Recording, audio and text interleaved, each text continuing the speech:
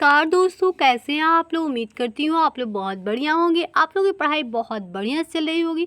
तो आज मैं हाजिर हूँ आप लोग के बीच बीपीएससी 69 के लिए घटना चक्र का रसायन शास्त्र का क्लास लेकर। ये जितना भी क्वेश्चन मैं करवाऊंगी सब बीपीएससी से रिलेटेड है और बहुत इंपॉर्टेंट है। बीपीएससी से नहीं, अभी फ़िलहाल में बीपीएससी टीचर का भी एग्जाम है, उसके लिए भी इम्पोर्टेंट है। ठीक है, जरूर नहीं है कि बीपीएससी में ये सब क्वेश्चन करता है, सारे एग्जाम में पूछते हैं, क्योंकि ये सब जितना भी क्वेश्चन है इंपॉर्टेंट है। ठीक है, तो मैं आप लोगों का टाइम वेस्ट नहीं करती हूँ, बिना टाइम वेस्ट किए हुए शुरू करते हैं। ठीक है, आ रहा है 1 नंबर क्वेश्चन। निम्नलिखित में से कौन सा एक तत्व नहीं है। कौन सा एक तत्व नहीं? तो गैस जो है वो तत्व नहीं है। बाकी धातु, अधातु, उपधातु जो है वो तत्व है। गैस जो है वो तत्व नहीं है। चलिए इसको विस्तार समझ लेते हैं। आवर्त श्रेणी में तत्वों के 3 प्रमुख भाग धातु, अधातु, उपधातु में विभाजित किया गया है। Hydrogen, boron, carbon, nitrogen, oxygen, fluorine, phosphorus, sulphur, chlorine, selenium, bromine, iodine तथा सभी अक्रिय गैसों में अधातु की श्रेणी में रखा गया है। चलते हैं नेक्स्ट क्वेश्चन पे दोस्तों। अब आ रहा है 2 नंबर क्वेश्चन। आधुनिक रसायन शास्त्र का जनक किसे कहा जाता है? किसे कहा जाता है? आधुनिक रसायन शास्त्र का जनक किसे कहा गया? तो लेवोजियर को कहा गया। लेवोजियर को रसायन शास्त्र का, आधुनिक रसायन शास्त्र का जनक कहा गया। दोस्तों इसका आंसर सी हो जाएगा। चलते हैं नेक्स्ट क्वेश्चन पे।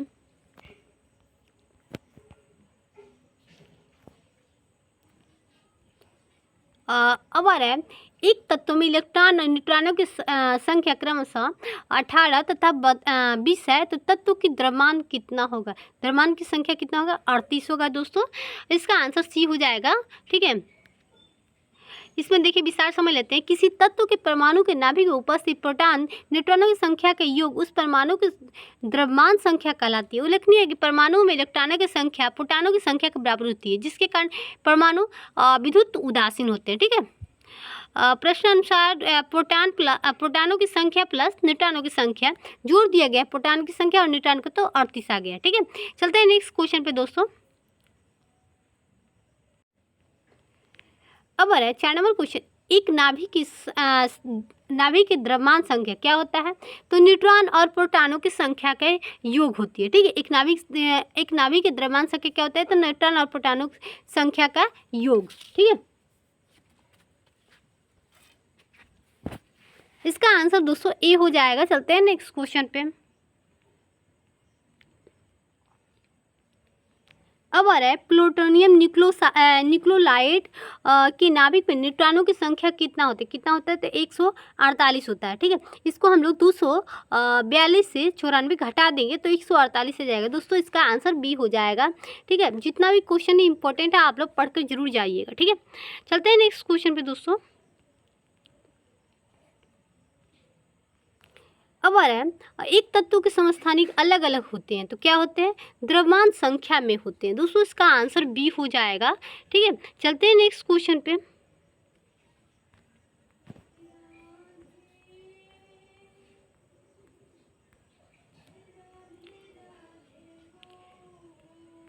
अब आ रहा है फैराड स्थिरांक है, तो इसका आंसर दोस्तों हो जाएगा आपका, इसका आंसर दोस्तों डी हो जाएगा। सार्वभौमिक स्थिरांक है। ठीक है, इसका आंसर डी हो जाएगा। दोस्तों ये भी क्वेश्चन इंपॉर्टेंट है, हर एग्जाम में आता है, आप लोग जरूर पढ़िएगा। ठीक है,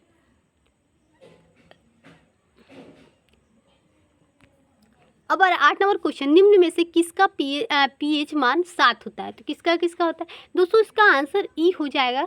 क्यों हो जाएगा? तो शुद्ध पानी का भी 7 होता है और उदासीन विलयन का भी 7 ही होता है। दोस्तों इसका आंसर ई हो जाएगा, एक से अधिक है। दोस्तों चलते हैं नेक्स्ट क्वेश्चन पे।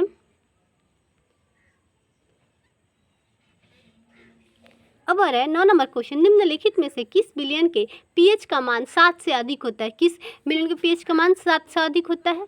तो क्षारीय विलयन का मान जो होता है वो 7 से अधिक होता है। दोस्तों इसका आंसर बी हो जाएगा। ठीक है, चलते हैं नेक्स्ट क्वेश्चन पे। अब आया 10 नंबर क्वेश्चन। पानी का पीएच मान होता है कितना होता है? तो 7 होता है। ठीक है, इसका आंसर दोस्तों बी हो जाएगा। चलते हैं नेक्स्ट क्वेश्चन पे दोस्तों।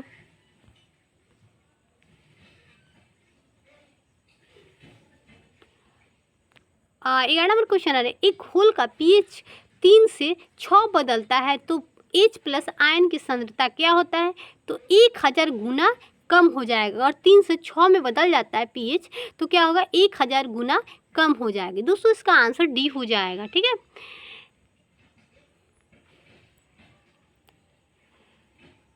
अब आ रहा है ब्रोमीन होती है, क्या होती है ब्रोमीन? तो लाल द्रव होती है, लाल द्रव होती है। दोस्तों इसका आंसर डी हो जाएगा। आप ध्यान रखिएगा, ये सब क्वेश्चन जो भी है बहुत इंपॉर्टेंट है। ठीक है, आप लोग जरूर पढ़िएगा।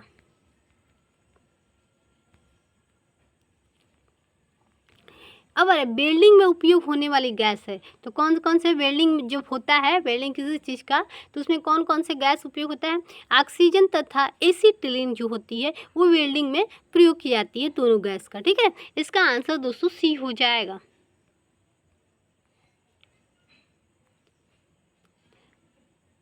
अब 14 नंबर क्वेश्चन, गैल्वेनाइज्ड लोहे के पाइप पर परत होती है, पाइप पर परत होती है, तो इसका दोस्तों आंसर हो जाएगा आपका जस्ते की। किसके परत होती है? तो जस्ते की परत होती है। दोस्तों इसका आंसर ए हो जाएगा। चलते हैं नेक्स्ट क्वेश्चन पे।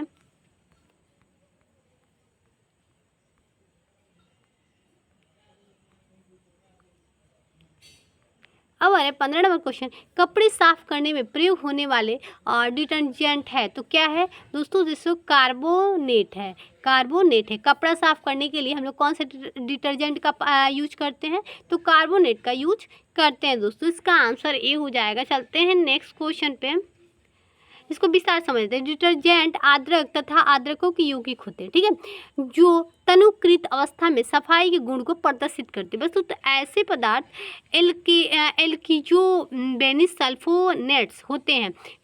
डिटर्जेंट कठोर जल में भी घुलनशील होते हैं। ठीक है दोस्तों, चलते हैं नेक्स्ट क्वेश्चन पे। अब आ रहा है 16 नंबर को, वह तत्व जो मानव पसीनों के माध्यम से उत्सर्जित होता है, तो कौन कौन उत्सर्जित? इसका दोस्तों ई आंसर हो जाएगा। ठीक है, चलते हैं हम विस्तार समझ लेते हैं इसको कि क्या मतलब पूरा दिया है कि भाई क्या क्या निकलता है, उत्सर्जित होता है। ठीक है, यहाँ पे दिया है पसीना मुख्य रूप से पानी से निर्मित होता है, परंतु इसमें खनिज अम्ल और यूरिया भी मौजूद होते हैं। पसीने में मुख्य रूप से sodium, potassium, calcium, magnesium, zinc, iron तत्व पाए जाते हैं। ठीक है, इसका आंसर दोस्तों ई हो जाएगा। चलते हैं नेक्स्ट क्वेश्चन पे दोस्तों। अब आ रहा है नीला थोथा रासायनिक रूप है, किसका है? तो कॉपर सल्फेट का नीला थोथा रासायनिक रूप है। दोस्तों इसका आंसर ई हो जाएगा, सॉरी सी हो जाएगा। चलते हैं नेक्स्ट क्वेश्चन पे। अब 18 नंबर क्वेश्चन, निम्नलिखित में से सबसे भारी धातु कौन सा है? तो प्लेटिनियम होगा। ठीक है, सबसे भारी धातु प्लेटिनियम होगा। इसका आंसर दोस्तों डी हो जाएगा। चलते हैं नेक्स्ट क्वेश्चन पे।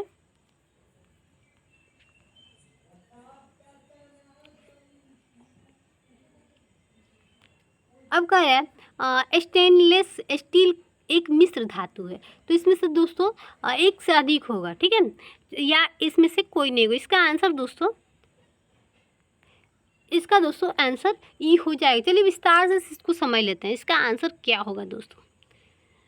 यह भी कहते हैं दो या दो से अधिक धातु के सामग्री मिश्रण को मिश्र धातु कहते हैं, जो धातु के गुण धर्मों को बेहतर बनाते हैं। लोहे धातु के साथ कार्बन सी, निकल Ni, क्रोमियम Cr को निश्चित अनुपात में मिलाने पर हम स्टेनलेस स्टील प्राप्त करते हैं, जो कठोर होते हैं तथा उसमें जंग नहीं लगता है। ठीक है, चलते हैं नेक्स्ट क्वेश्चन पे दोस्तों।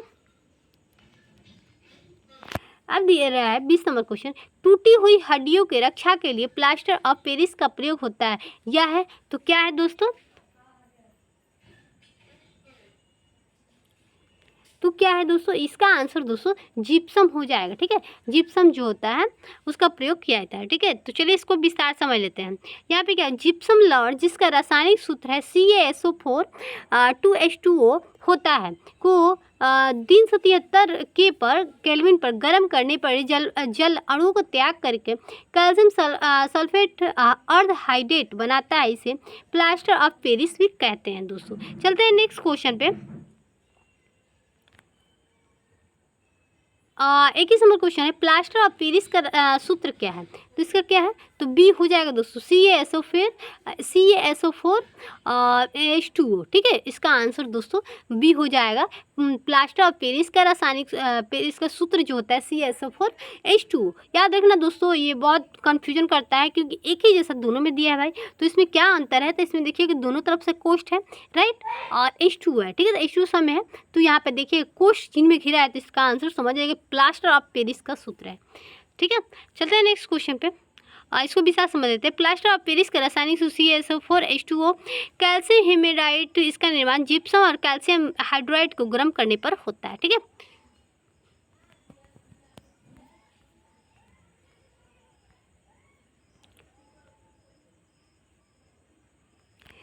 अब आ रहा है एक हाइड्रोकार्बन जिसमें कार्बन के दो परमाणु द्विबंध द्वारा जुड़े होते हैं, वो क्या कहलाते हैं, एल्किन कहलाते हैं। इसमें एक हाइड्रोजन जिसमें कार्बन के दो परमाणु द्विबंध द्वारा द्विबंध द्वारा जुड़े रहते हैं, उसको क्या कहते हैं, एल्किन कहते हैं। दोस्तों इसका आंसर बी हो जाएगा। ठीक है,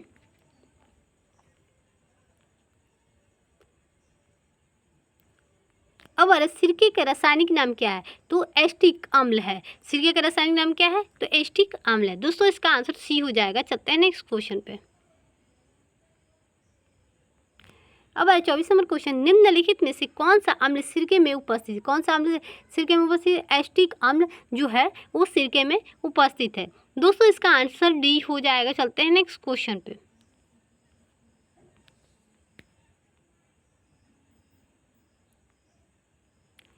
अब आ रहा है कार के बैटरी में उपयोग होने वाले अम्ल है, तो सल्फ्यूरिक अम्ल है। कार के बैटरी में प्रयोग होने वाले अम्ल जो है वो सल्फ्यूरिक अम्ल है। इसका आंसर दोस्तों डी हो जाएगा। चलते हैं नेक्स्ट क्वेश्चन पे।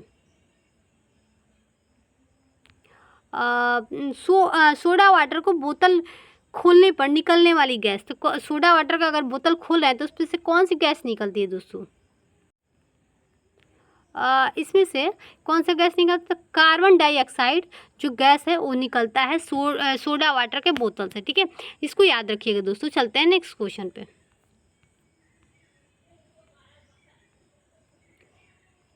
अब आ रहा है 27 नंबर क्वेश्चन, खनिज मिनरल क्या है, तो क्या है, अकार्बनिक ठोस है। खनिज मिनरल क्या है, तो अकार्बनिक ठोस है। दोस्तों इसका आंसर बी हो जाएगा। चलते हैं नेक्स्ट क्वेश्चन पे। अब आ रहा है 28 नंबर क्वेश्चन, वर्ष 1945 में नागासाकी जापान पे गिराए गए बमों में से कौन सा विस्फोटक प्रयुक्त किया गया था, तो कौन सा किया गया था, इसका आंसर दोस्तों हो जाएगा आपका प्लूटोनियम। इसका आंसर दोस्तों सी हो जाएगा। ठीक है, यही बम जो गिराया गया था वो विस्फोट हुआ था। ठीक है, चलते हैं नेक्स्ट क्वेश्चन पे दोस्तों। अब आ रहा है एक ही प्रकार का परमाणु निम्न में से किससे मिलता है, तो किससे मिलता है, प्रकृत तत्वों से मिलता है। दोस्तों इसका आंसर सी हो जाएगा। चलते हैं नेक्स्ट क्वेश्चन पे। अब 38 नंबर क्वेश्चन, सबसे अधिक क्रियाशील धातु कौन सी है, तो कौन सी है, पोटासियम है। सबसे अधिक क्रियाशील धातु जो है वो क्या है, पोटासियम है। ठीक है, इसका आंसर दोस्तों डी हो जाएगा। चलते हैं नेक्स्ट क्वेश्चन पे।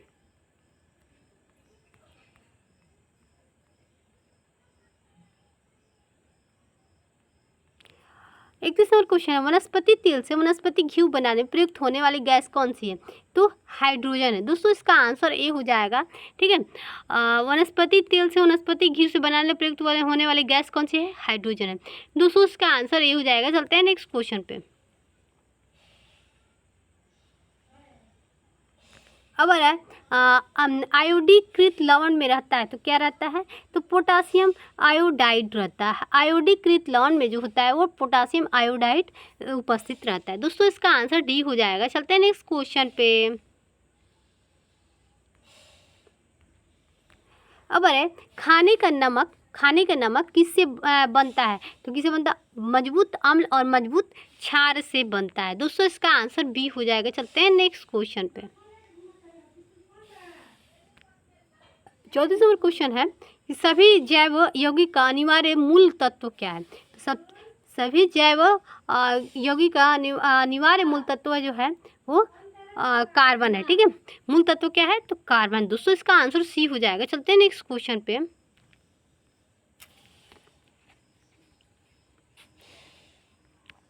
अब आ रहा है ऑक्सीजन अनुपस्थित होता है, तो किस में उपस्थित अनुपस्थित होता है? उपस्थित तो सब में रहता है। अनुपस्थित केरोसिन में अनुपस्थित रहता है, बाकी अनुपस्थित मतलब नहीं रहता है। ऑक्सीजन केरोसिन तेल जो होता है उसमें उपस्थित नहीं रहता है, ठीक है। बाकी मिट्टी में, कांच में, सीमेंट में, इस तीनों में ऑक्सीजन रहता है, लेकिन किरासन तेल में जो होता है उसमें ऑक्सीजन नहीं रहता है दोस्तों। इसका आंसर ये हो जाएगा।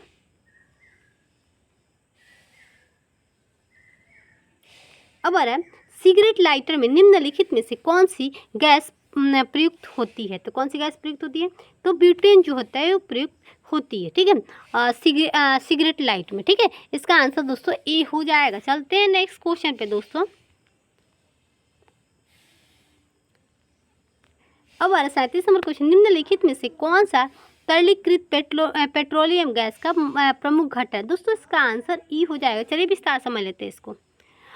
तरलीकृत पेट्रोलियम गैस एलपीजी के मुख्य घटक ब्यूटेन और प्रोपेन हैं होते हैं, ठीक है। ब्यूटेन जो होता है लगभग 65% और प्रोपेन 35%। इसमें अन्य हाइड्रोकार्बन यथा इथिन भी अल्प मात्रा में हो सकते हैं, ठीक है।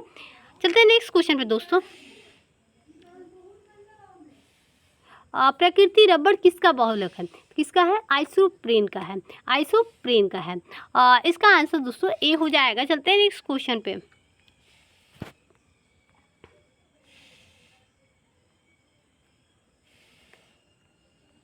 अब टेफ्लॉन, टेफ्लॉन निम्नलिखित में से किस बहुलक किस एकलक का बहुलक है? तो किसका है? तो टेटाफ्लोरो एथिलीन है। टेटाफ्लोरो एथिलीन का एकलक का बहुलक है दोस्तों। इसका आंसर ए हो जाएगा। चलते हैं नेक्स्ट क्वेश्चन पे।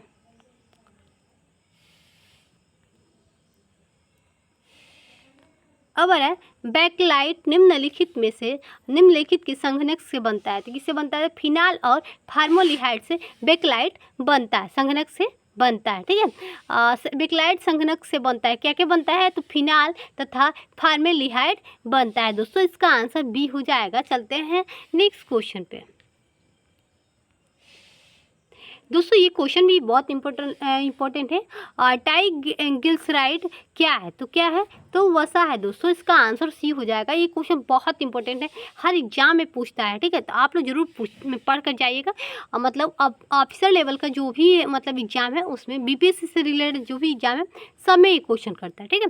लो मतलब जितना मतलब नीचे वाला एग्जाम है उसको हम नहीं जानते, लेकिन जितना भी ग्रेजुएशन पे मतलब बीपीएससी रिलेटेड जितना है एग्जाम सब में पूछता है, ठीक है। चलते हैं नेक्स्ट क्वेश्चन पे दोस्तों।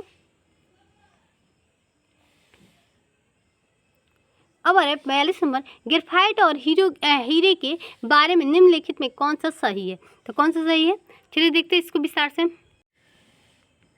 दोस्तों इसका आंसर हो जाएगा डी, वे एक समान रासायनिक प्रतिक्रिया से गुजर सकते हैं। दोस्तों चलते हैं नेक्स्ट क्वेश्चन पे। अब 43 नंबर क्वेश्चन, पुलिस द्वारा नशे में गाड़ी चलाने वाले सांस की जांच के लिए फिल्टर पेपर पर क्या होता है? तो दोस्तों क्या होता है इसका क्या होता है? तो ये हो जाएगा आपका पोटासियम डाइक्रोमेट सल्फ्यूरिक अम्ल होता है, जो पुलिस द्वारा नशे में गाड़ी चलाने वाली सांस की जांच के लिए फिल्टर पेपर पर होता है, ठीक है। इसका आंसर दोस्तों ए हो जाएगा। चलते हैं नेक्स्ट क्वेश्चन पे।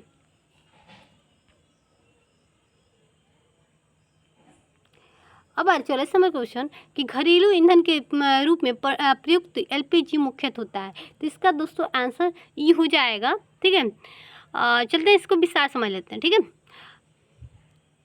अब आ रहा है कि घरेलू ईंधन के रूप में प्रयुक्त एलपीजी तरलीकृत पेट्रोलियम गैस हाइड्रोकार्बन गैसों का एक ज्वलनशील मिश्रण है। इसमें मुख्यतः प्रोपेन तथा ब्यूटेन का मिश्रण होता है। एलपीजी के रिसाव की पहचान के लिए उसमें कुछ गंधयुक्त पदार्थ जैसे मर्केटेन आदि मिला देता है।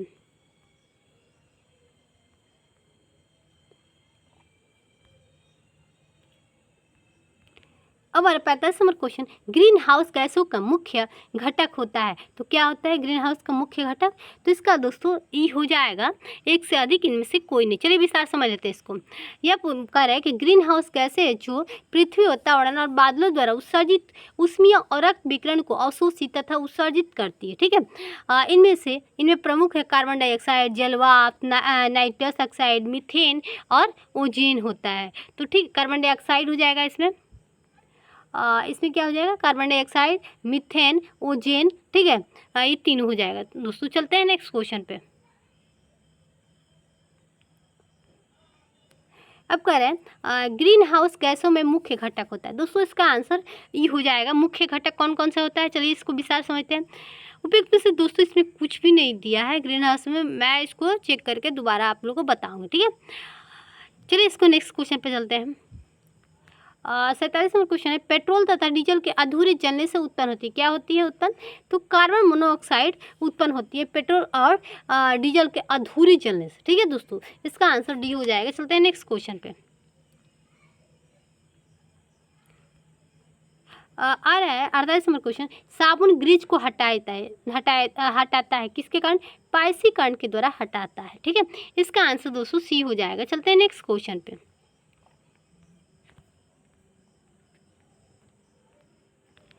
अब सूची 1 सूची 2 को सुमेलित कीजिए और सूचियों के नीचे दिए गए कुटों की सहायता सही उत्तर चुनिए। चलिए देखते हैं कि क्या है भाई।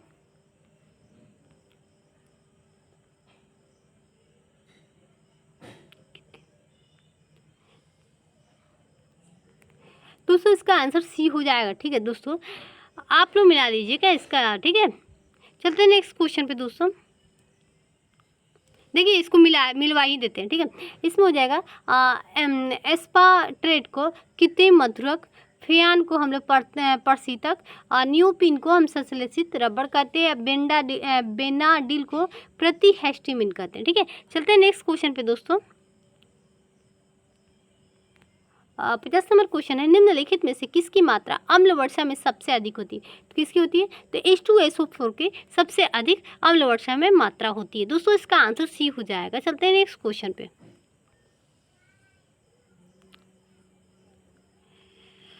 कह रहा है कि अम्ल वर्षा होती है तो किससे होती है?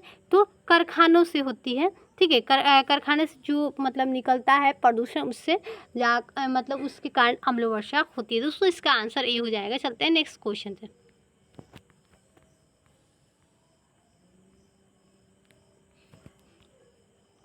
चलिए इसको विस्तार समझ लेते हैं। अम्ल वर्षा का मुख्य कारण सल्फर डाइऑक्साइड भी है, एवं नाइट्रोजन ऑक्साइड के उत्सर्जन वाली गैस वर्षा। इन प्रदूषक के उत्सर्जन पेट्रोल से कारखानों से भी होते हैं। दोस्तों सॉरी मिस्टेक से हो गया, हमको ना क्लियर नहीं था। तो कारखान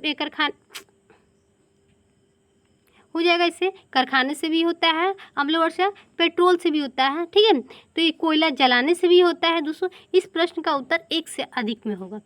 ठीक है,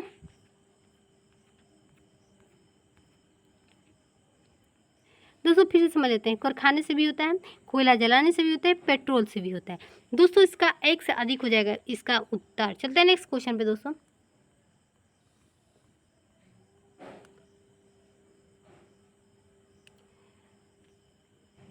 दोस्तों आज मैं क्लास यहीं पे समाप्त करती हूँ। ठीक है, तो फिर मैं लेकर आऊँगी नेक्स्ट क्लास में। इसका थोड़ा सा बाकी रह गया है तो जल्दी जल्दी आप लोगों को कंप्लीट करवाना है। बाय दोस्तों, फिर मिलते हैं नेक्स्ट क्लास में।